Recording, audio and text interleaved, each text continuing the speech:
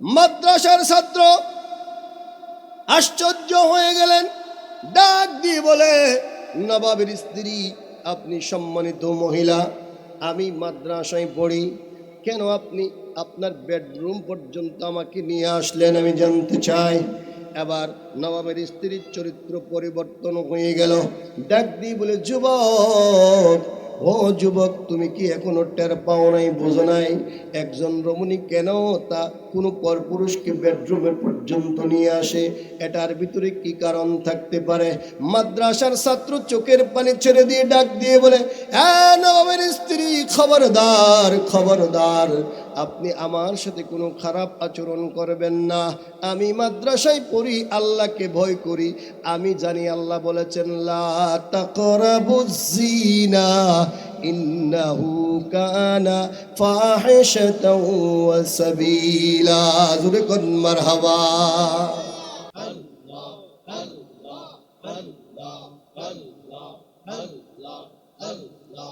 আমারে নিবানি মদিনা, আল্লাহ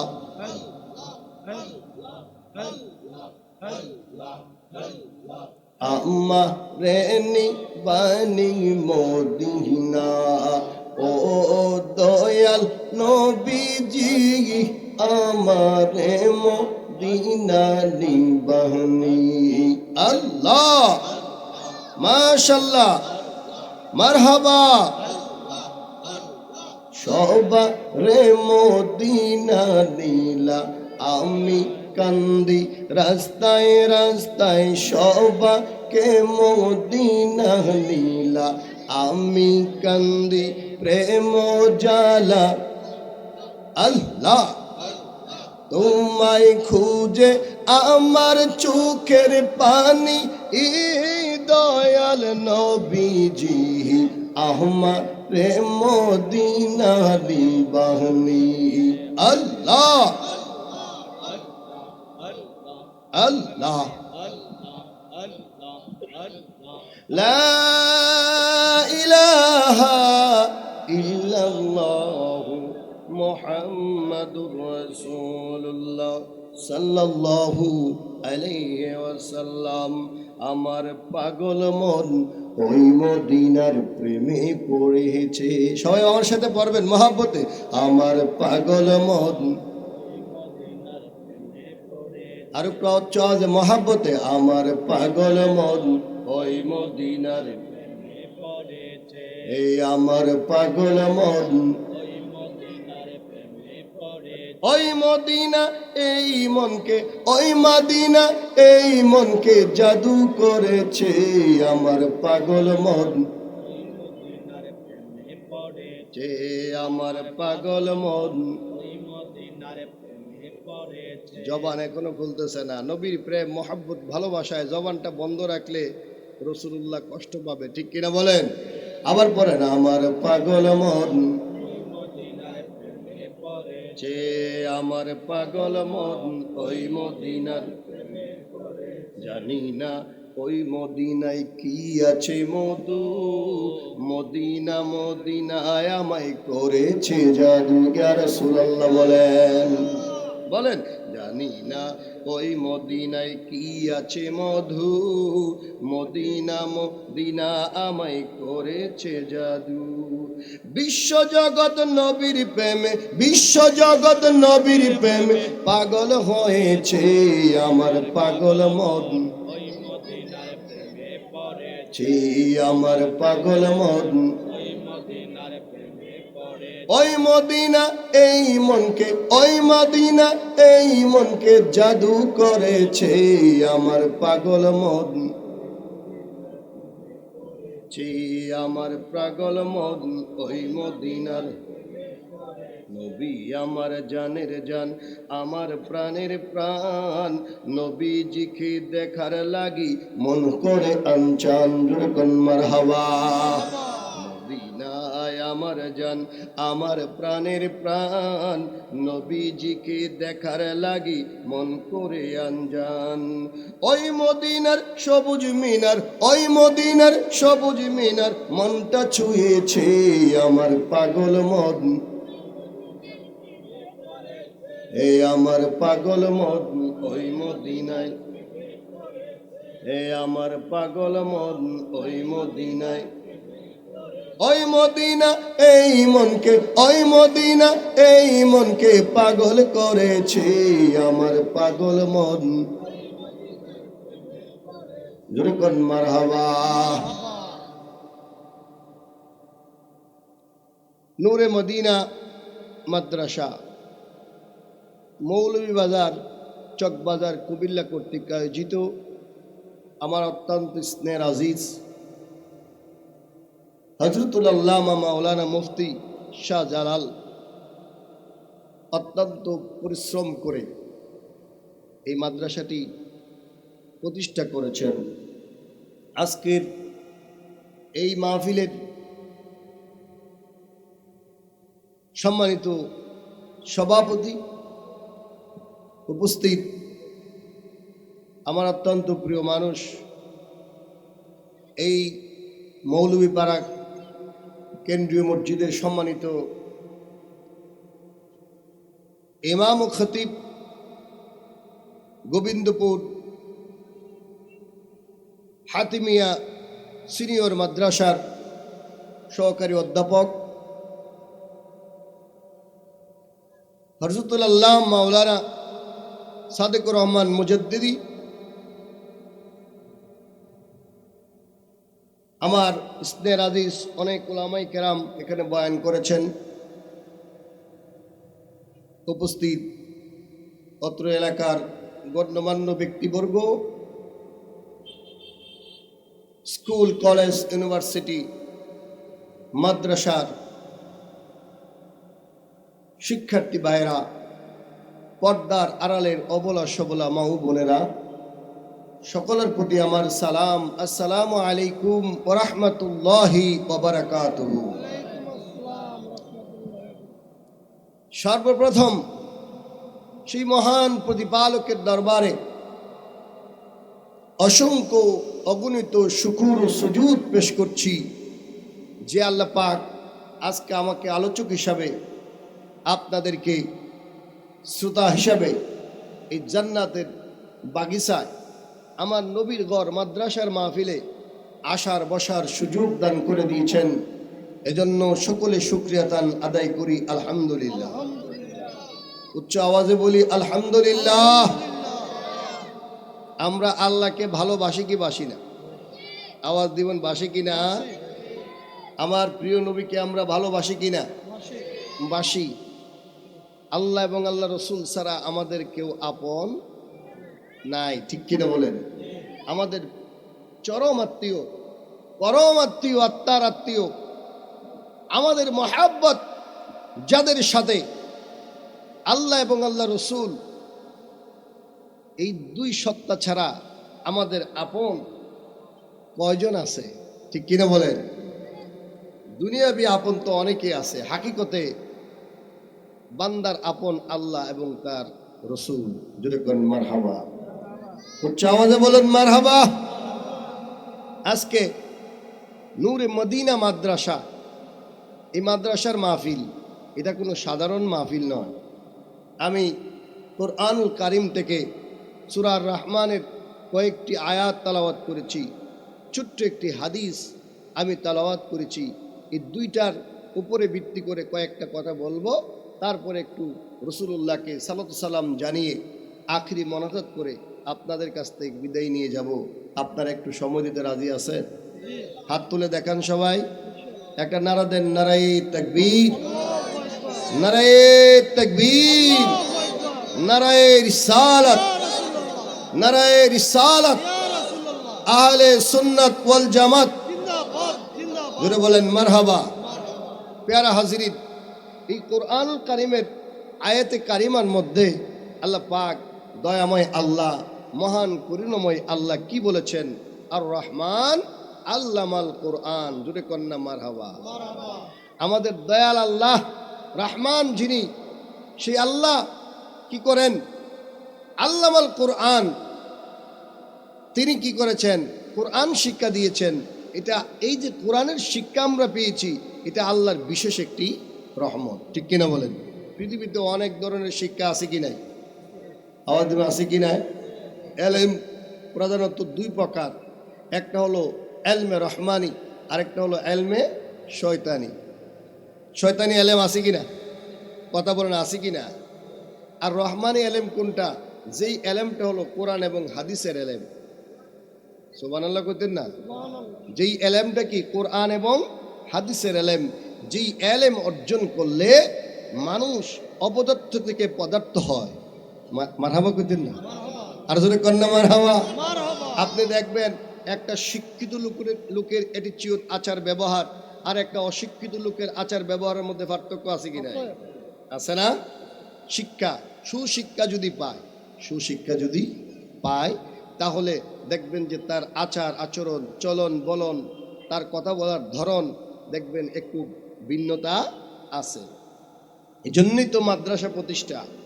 কারণ মাদ্রাসার প্রতিষ্ঠার রূপকার তিনি কে? তিনি অন্য কেউ নয়, তিনি হলেন রাহমাতাল লিল আলামিন, যিনি আসহাবে সুফফা নামক প্রথম মাদ্রাসা স্থাপন করেছিলেন। কোথায় করেছিলেন? মসজিদে নববীর মধ্যে। আল্লাহু আকবার কন্যা। আর যে ইসলামিক এলেম, কোরআন এবং হাদিসের এলেম অর্জন করা, এটা আমাদের উপরে কি ফরজ। আমি হাদিস শরীফ তেলাওয়াত করেছি, তলাবুল ইলমে ফরিদাতুন আলা কুল্লি মুসলিমিনা ওয়াল মুসলিমা, প্রত্যেক মুসলমান নরনারীর উপরে এলেম অর্জন করা ফরজ। এটা কোন এলেম? এটা হলো কোরআন এবং হাদিসের এলেম, শরীয়তের এলেম, তরিকতের এলেম, মারফতের এলেম। কথা বুঝাইতে পেরেছি? এই জন্যই তো আমরা মাদ্রাসা প্রতিষ্ঠা করি এবং মাদ্রাসায় আমরা বাচ্চাদের, আমাদের ছেলে মেয়েদেরকে মাদ্রাসায় পড়াই। কেন পড়াই? তারা দ্বীন শিখবে। কি শিখবে? এই দ্বীন সর্বপ্রথম যাকে আল্লাহ শিক্ষা দিয়েছিলেন তিনি অন্য কেউ নয়, তিনি হলেন আপনার আমার আদি পিতা হযরতে আদম আলাইহিস সালাম। কুরআনুল কারীম খুলে দেখেন, ওয়া আল্লামা আদামাল আসমাআ কুল্লাহা। আল্লাহু আকবার। আমার আল্লাহ বলেন আদম আলাইহিস সালামকে 120 বছরে আমি আল্লাহ পাক সৃষ্টি করেছি। মাথা এক জায়গায় সৃষ্টি করেছি, হাত এক জায়গায় সৃষ্টি করেছি, পা এক জায়গায় সৃষ্টি করেছি, চোখ এক জায়গায় সৃষ্টি করেছি, ব্রেন আলাদা সৃষ্টি করেছি, লিভার আলাদা সৃষ্টি করেছি, কিডনি আলাদা সৃষ্টি করেছি। এই প্রত্যেকটা পার্টস, অঙ্গ প্রত্যঙ্গ আমি আল্লাহ সৃষ্টি করতে আমার 120 বছর সময় লেগেছে। জোরে কোন মারহাবা। আমরা জানি আল্লাহ কুন বললে ফায়াকুন হয়ে যায়, ঠিক কিনা বলেন? তাইলে আল্লাহ 20 বছর কেন লাগাইলেন? এই 20 বছর লাগানোর পিছনে, 120 বছর লাগানোর পিছনে হিকমতটা কি? তো আল্লাহ পাক এত সাধারণভাবে এটা সৃষ্টি করে নাই। আল্লাহ পাক সেখানে কুদরতি মহিমা খেলে, প্রেমের খেলা খেলে আল্লাহ পাক বান্দাকে সৃষ্টি করেছেন। যেরকম মারহাবা। 120 বছরে আমার আল্লাহ আদম আলাইহিস সালামকে সৃষ্টি করেছেন। এই 120 বছরে বান্দার প্রত্যেকটা অঙ্গ প্রত্যঙ্গ সৃষ্টি করে আমার আল্লাহ পাক রব্বুল আলামিন মুহররমের 10 তারিখ শুক্রবারে এইগুলোকে একসাথে একত্রিত করে আদম আলাইহিস সালামকে রূপদান করেছেন। এই জন্য জুমা, ওই যে জুমার দিন বলি জুমা, এই জুমা হলো কি? আপনার একত্রিত করা।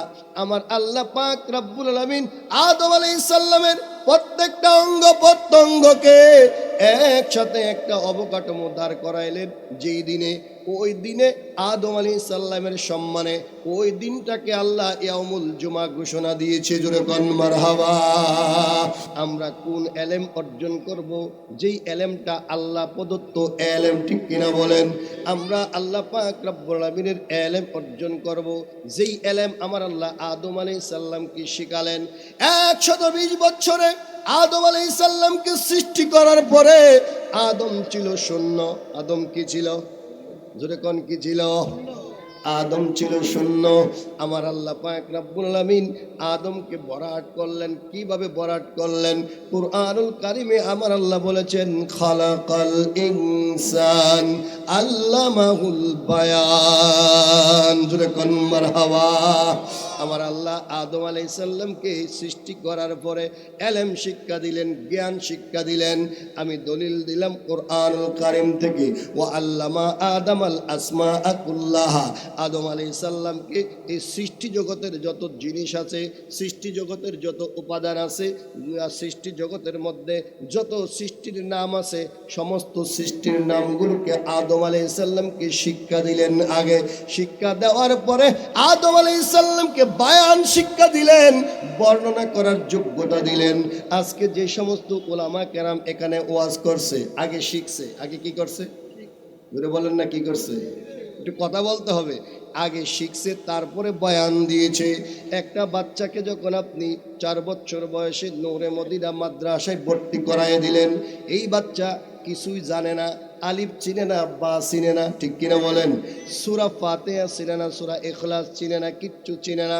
যখন 4 বছর এই মাদ্রাসায় লেখাপড়া করলো, আজকে এই কত সুন্দরভাবে কোরআনটাকে সিনার ভিতরে ধারণ করে পাগড়ি পরায়া এই বাচ্চাটা কোরআনে হাফেজ হয়ে গেছে। জোরে কোন মারহাবা।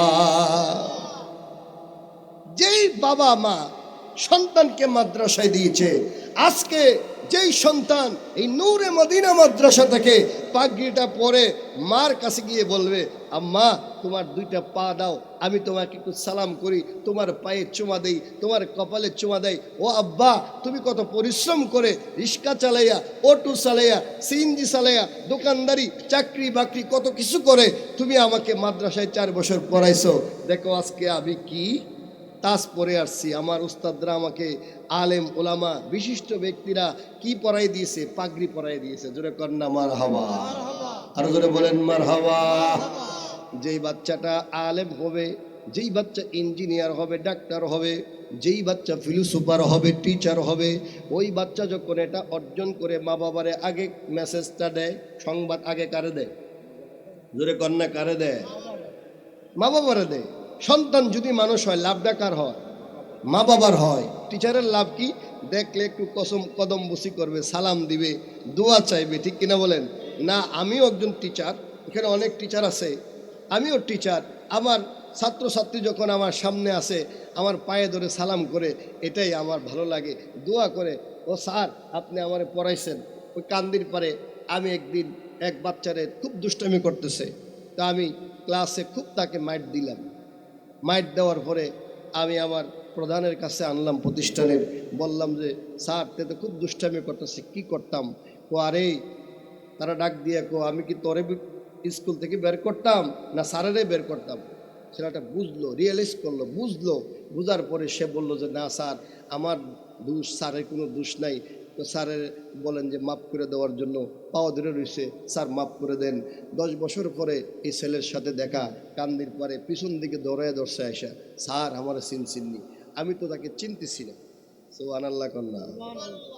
স্যার আমি আপনার ছাত্র, নাম বলবো না, নামটা অনেকে চিনে ফেলবেন। বলতেছে স্যার আমি আপনার ছাত্র। আরে কি হয়েছে? স্যার ওই দিন যদি আমাকে আপনি না মারতেন তাহলে আমি মেট্রিক পরীক্ষা পাস করতাম না। জোরে করেন মারহাবা। আর জোরে বলেন মারহাবা। তাহলে অনেকে আছেন মাদ্রাসার মধ্যে, হুজুররা একটু মাইট দূর করলে আপনাদের মন খারাপ হয়। এই বাচ্চাটাকে যে হুজুর শাসন করছে আপনার জন্যই করছে, কারণ এই বাচ্চা মানুষ হলে স্যারের থেকে লাভ বেশি আপনার, ঠিক কিনা বলেন? আপনার সন্তান কি হবে? আদর্শ শিখবে। বাবা আমার বন্ধুরা, এখন বর্তমান যুগে এই যে আপনার আধুনিক শিক্ষা আছে কি নাই? School, college, university, doctor, engineer, এই লেখাপড়ার বিরোধী আমি না, এগুলা পড়াবেন, কিন্তু এগুলো বানানোর আগে তাকে কোরআনের শিক্ষা দিবেন। কি শিক্ষা দিবেন? স্কুলের মধ্যে বই আছে না, ইসলাম ধর্ম আছে, ইসলাম ও নৈতিক শিক্ষা, বইয়ের নাম কি? ইসলাম ও নৈতিক শিক্ষা। তাহলে ইসলাম শিক্ষা গ্রহণ করলে ওই বাচ্চাটা নৈতিকতা শিক্ষা করে। জোরে কোন মারহাবা। আর জোরে বলেন মারহাবা। বাবা আমার বন্ধুরা, স্কুল, কলেজ, ইউনিভার্সিটিতে পড়ালে লাভ আছে, ঠিক আছে, কিন্তু এই বাচ্চাটাকে যদি আপনি কোরআনের শিক্ষা দেন, সে ডাক্তার হবে, ইঞ্জিনিয়ার হবে, কিন্তু সে কোনোদিন দুর্নীতি করবে না, সে কোনোদিন জিনা করবে না, ঘৃণা করবে না, মানুষের ক্ষতি করবে না। ওই সন্তানটা ভালো সন্তান হবে। কারণ আমরা যে আদর্শটা মাদ্রাসায় শিক্ষা দেই, ওই আদর্শটা কোনো সাধারণ মানুষের আদর্শ না। এটা কি? এটা আমার নবীর আদর্শ। লাকাদ কানা লাকুম ফি রাসূলিল্লাহি উসওয়াতুন হাসানা। রাসূলুল্লাহ সাল্লাল্লাহু আলাইহি সাল্লামের এই যে চরিত্র, এটা গোটা মানব জাতির জন্য একটি উত্তম আদর্শ। জোরে কোন মারহাবা, আর জোরে বলেন মারহাবা। আমি প্রায় সময় এই কথাটা বলতে গিয়ে একটা উদাহরণ দেই। আজ থেকে বহুকাল পূর্বে উত্তর প্রদেশে, ইন্ডিয়াতে, কোথায় কথা বলে না, কোথায়, ইন্ডিয়ায় মাদ্রাসার মধ্যে একটা ছেলে মাদ্রাসায় পড়ে, যুবক বয়স, দেখতে খুব সুন্দর, নুরানি চেহারা। কারণ মাদ্রাসার পোলাভাইন মদ জুয়ার মধ্যে নাই, ঠিক কিনা বলেন? ঢাকা ইউনিভার্সিটির একজন অধ্যাপক বলেছিলেন যে মাদ্রাসার শিক্ষার্থীদের রক্তটা আপনি পরীক্ষা করেন, দেখবেন যে তাদের এই রক্তের ভিতরে কি নাই, মাদক নাই। জোরে কন্যা মারহাবা, আরো জোরে বলেন মারহাবা। ওই ইউপিতে, আপনার উত্তর প্রদেশে, সুন্দর একটি যুবক মাদ্রাসায় লেখাপড়া করে। মাদ্রাসায় যখন আপনি 4 বছরের বাচ্চাটাকে ভর্তি করাই দিয়ে যান, ওই বাচ্চাকে নামাজের শিক্ষা দেওয়া হয় কি হয় না? আওয়াজ দিবেন, হয় কি হয় না?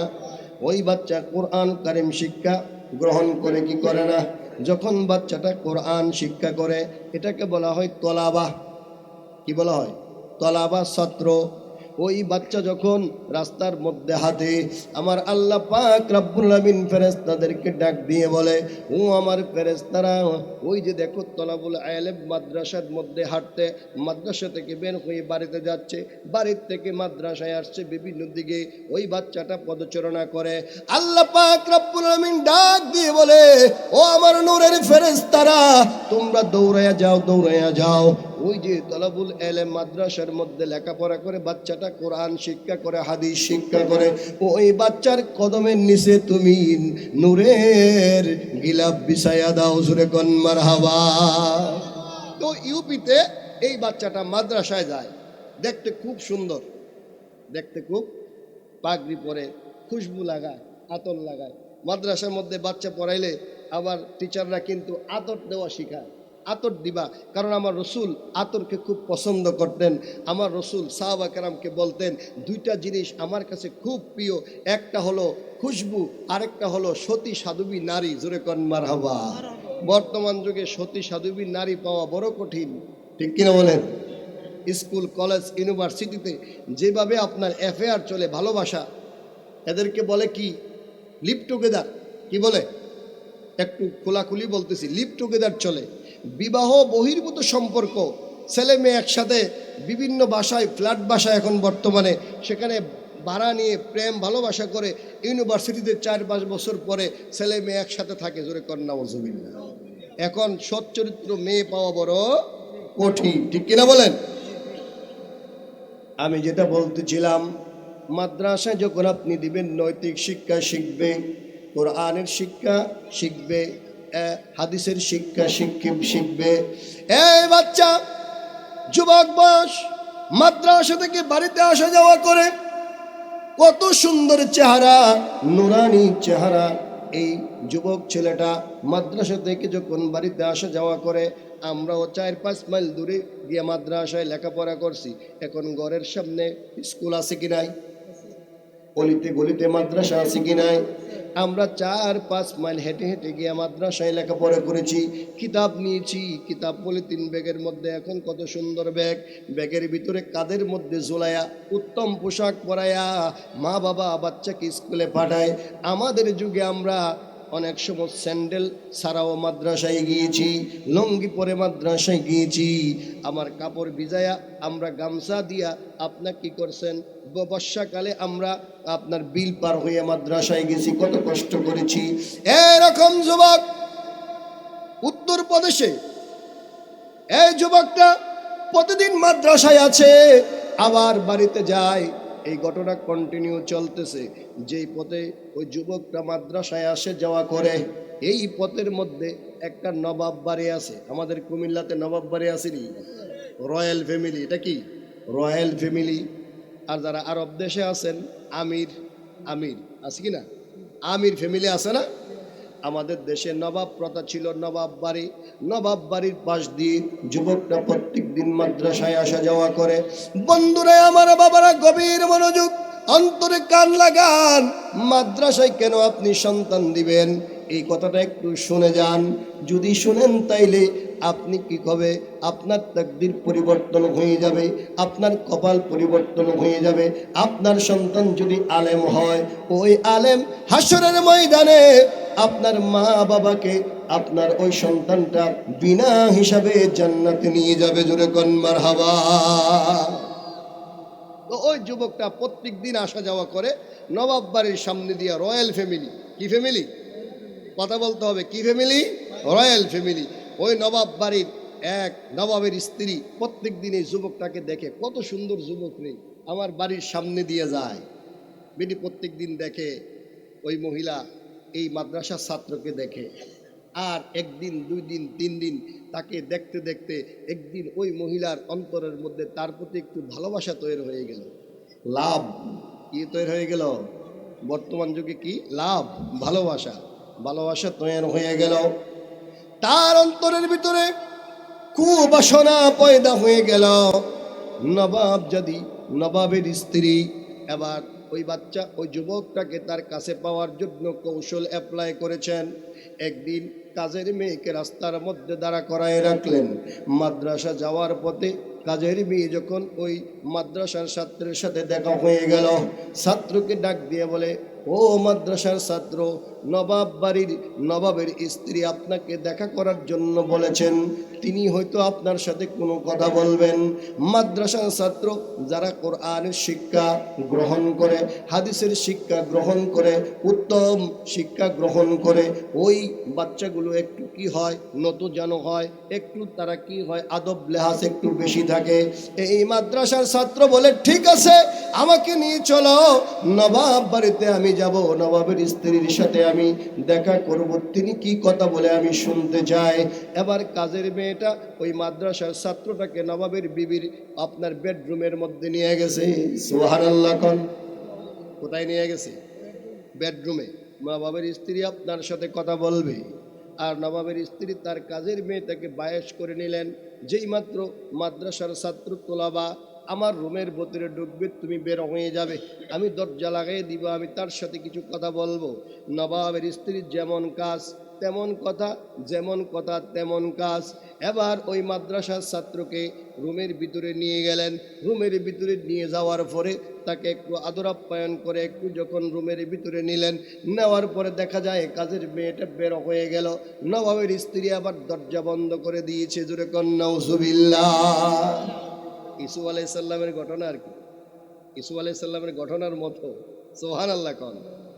মাদ্রাসার ছাত্র আশ্চর্য হয়ে গেলেন, ডাক দিয়ে বলে, নবাবের স্ত্রী, আপনি সম্মানিত মহিলা, আমি মাদ্রাসায় পড়ি, কেন আপনি আপনার বেডরুম পর্যন্ত আমাকে নিয়ে আসলেন, আমি জানতে চাই। এবার নবাবের স্ত্রীর চরিত্র পরিবর্তন হয়ে গেল। ডাক দিয়ে বলে, যুবক, ও যুবক, তুমি কি এখনো টের পাও নাই, বোঝো নাই? একজন রমণী কেন তা কোনো পরপুরুষকে বেডরুমের পর্যন্ত নিয়ে আসে, এটার ভিতরে কি কারণ থাকতে পারে? মাদ্রাসার ছাত্র চোখের পানি ছেড়ে দিয়ে ডাক দিয়ে বলে, হ্যাঁ নবাবের স্ত্রী, খবরদার, খবরদার, আপনি আমার সাথে কোনো খারাপ আচরণ করবেন না।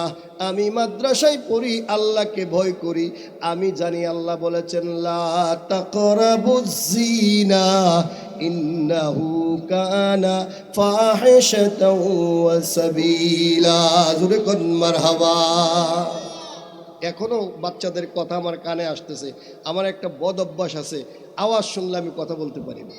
একটু সবাই যারা বাচ্চা আছে বাচ্চাদেরকে হ্যান্ডেলিং করেন।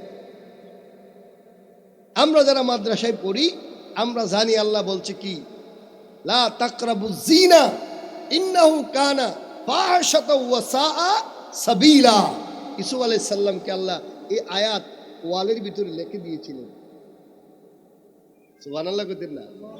ইসু আলাইহিস সালাম যখন জুলাইখার বেডরুমে ছিলেন, তখন জুলাইখা যখন তাকে কুকর্মের অফার করছে, তিনি বলছিলেন যে, এই জুলাইখা, এই কাজটা ভালো হচ্ছে না, আপনি আমার সাথে এই কাজ করতে পারেন না।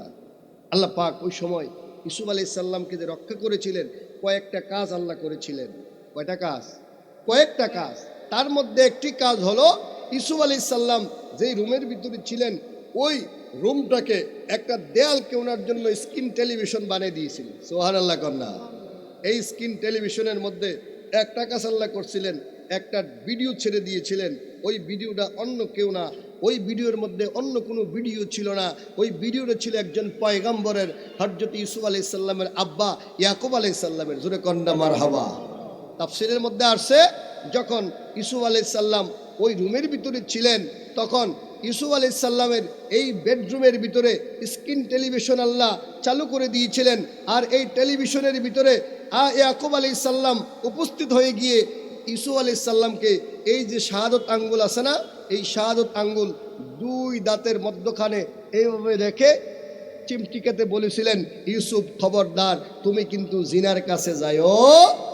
আরেকটা কাজ আল্লাহ করেছিলেন, সেই কাজটা হলো ওই টেলিভিশন, স্ক্রিন টেলিভিশনের ভিতরে আল্লাহ একটা আয়াত লিখে দিয়েছিলেন, লা তাকরাবুজ জিনা ইন্নাহু কানা ফাহিশাতাও ওয়া সাবিলা। মারহাবা কোন মাদ্রাসা ছাত্র আবার বলছে, ও নবাবের স্ত্রী, খবরদার, আমি মাদ্রাসায় পড়ি, আল্লাহর কোরআনে আল্লাহ বলছে লা তাকরাবুজ জিনা, ও ইমানদার বান্দারা, তোমরা কি করো না, জিনার নিকটবর্তী হইও না। কেননা এই জিনা হলো ভয়ঙ্কর ফাহেশা, অশ্লীল কাজ, অন্যায় কাজ, এখানে তোমরা জড়িত হইও। জোরে কন্যা মারহাবা। যুবক যত কথাই বলে, নবাবের স্ত্রী বলে, আমার সাথে তুমি যদি আজকে খারাপ ব্যবহার না করো, বেবিচার না করো, তাইলে আমি তোমার চরিত্রের ভিতরে কলঙ্ক লেপন করে দেব। নবাবকে ডাক দিয়ে আজকে তোমার ফাঁসির ব্যবস্থা করব। আমি বলবো তুমি আমার বেডরুমে ঢুকেছো আমার শ্লীলতাহানি করার জন্য, আমার চরিত্রকে হনন করার জন্য। জোরে কন্যা উযুবিল্লাহ। মাদ্রাসায় কেন পড়াবেন? মাদ্রাসায় কিছু দুর্নাম আছে, আছে আছে কি না? আমি সেই দুর্নামের দিকে যাচ্ছি না, দুর্নাম তো আছে কিছু। দেখবেন যে দুর্নাম কারা করে এগুলোর দিকে একটু খেয়াল রাখবেন, আর কারা করে না, কোন মাদ্রাসায় করে কোন মাদ্রাসায় করে না, এইটি খেয়াল রেখে আপনার বাচ্চাকে আপনি মাদ্রাসায় দিবেন। দেখবেন যে আপনার বাচ্চা নিরাপদ থাকবে। কি থাকবে? এই বুঝটা আপনাদের ব্রেনে ছেড়ে দিলাম।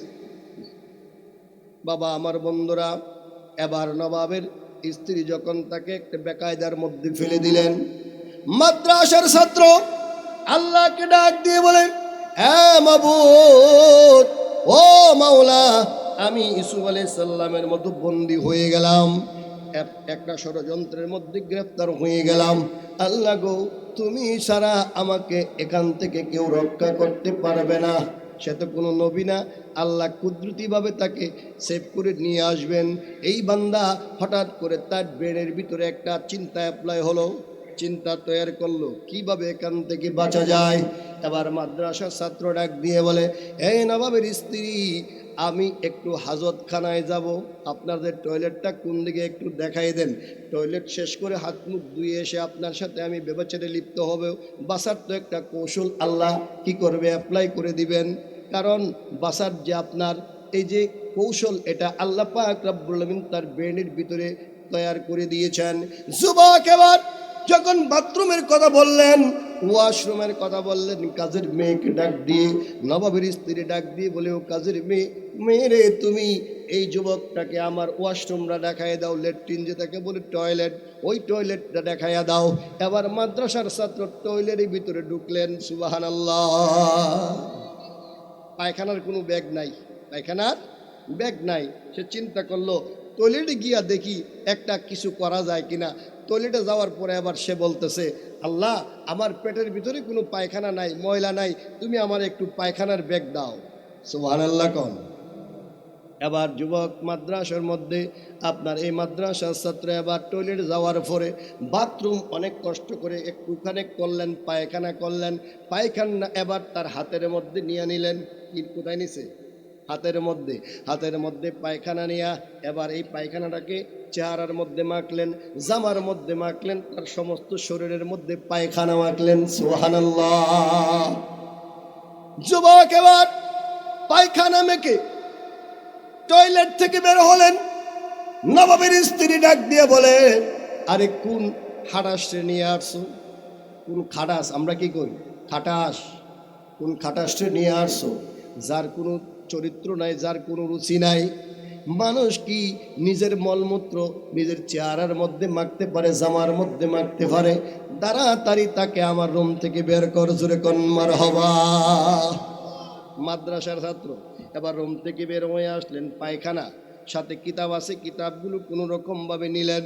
এবার রাস্তার মধ্যে এসে একটা ডোবার কাছে গিয়া কোনো মতে জামাগুলো ধুইলেন, জামাগুলো খুলে ধুইলেন, পরিষ্কার করলেন, মুখ থেকে পায়খানা দূর করলেন, হাত পা থেকে পায়খানা দূর করলেন, দূর করে এবার তারপর হচ্ছে নাকের মধ্যে কাশি নিয়ে শুকে, কিন্তু দেখা যায় পায়খানার গন্ধ জামা থেকে যায় না, চেহারা থেকে পায়খানা যায় না।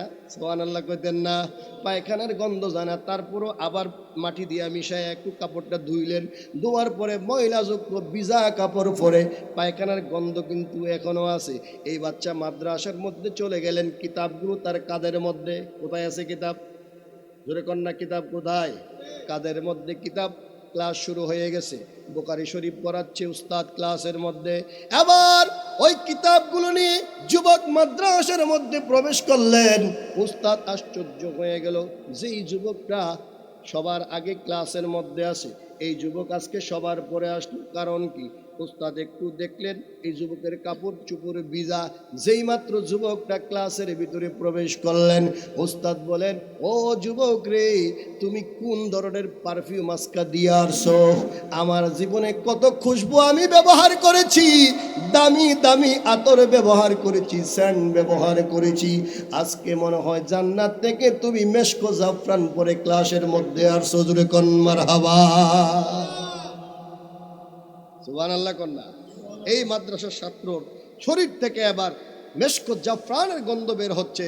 যুবক তো এবার আশ্চর্য হয়ে গেলেন, আরে আমার শরীরে আমি পাই পায়খানার গন্ধ, আর ক্লাসের ভিতরে আমার উস্তাদ, আমার যে সহপাঠী, সবার নাকের মধ্যে আজকে কি আছে? মেশকো জাফরানের গন্ধ। জোরে কন্যা আল্লাহু আকবার। আর জোরে বলেন আল্লাহু আকবার। এবার উস্তাদ বলে, এই ছাত্র, তুমি এই খুশবু পাইলা কই? আমার জিন্দিগিতে আমি এই ধরনের খুশবু ব্যবহার করি নাই। উস্তাদ যখন এই কথা বললেন, শাগরেদ মাদ্রাসার ছাত্র দাঁড়িয়ে গেলেন, চোখের পানি ছেড়ে দিয়ে উস্তাদকে ডাক দিয়ে বলেন, উস্তাদ, ও আমার উস্তাদ, আজকে আমি কোনো দামি খুশবু দেই নাই। সুবহানাল্লাহ কর। আমি আজকে কোনো দামি খুশবু দেই নাই। আমি এই বিপদের মধ্যে পড়েছিলাম, তারপরে টয়লেটের ভিতরে গিয়া আমি আমার শরীরের মধ্যে, চেহারার মধ্যে, জামার মধ্যে আমি পায়খানা মাখছি। বহু কষ্টে আমি কয়েকবার মাটি দিয়ে মিশাইয়া জামা কাপড় ধুইছি, দুবার পানি দিয়ে, ভালো কোনো পানি দিয়ে আমি ধুইতে পারি নাই, ময়লাযুক্ত কাপড় দিয়ে আমি পানি দিয়ে আমার জামা কাপড় ওয়াশ করেছি। আমার উস্তাদ, আমি কোনো দামি আজকে খুশবু ব্যবহার করি নাই। আমার শরীর থেকে আমার মনে হয় এখনো পায়খানার গন্ধ আসতেছে। উস্তাদ ডাক দিয়ে বলে, খবরদার খবরদার, তুমি পায়খানার কথা বলবে না। যেই মাত্র তুমি ক্লাসের ভিতরে ঢুকছো, আমার নাকের ভিতরে জান্নাতি খুশবু লেগেছে, জোরে কোন মারহাবা। কেন হইল এটা? তার ভিতরে কি ছিল? তাকওয়া ছিল। কি ছিল? আল্লাহ পাক কুরআনুল কারীমে কতবার যে বলেছে, ইয়া আইয়ুহাল্লাযীনা আমানুত্তাকুল্লাহ, ও ঈমানদার বান্দাগণ, ইত্তাকুল্লাহ ইত্তাকুল্লাহ, তোমরা কি করো? আমি আল্লাহকে ভয় করো, জোরে কোন মারহাবা।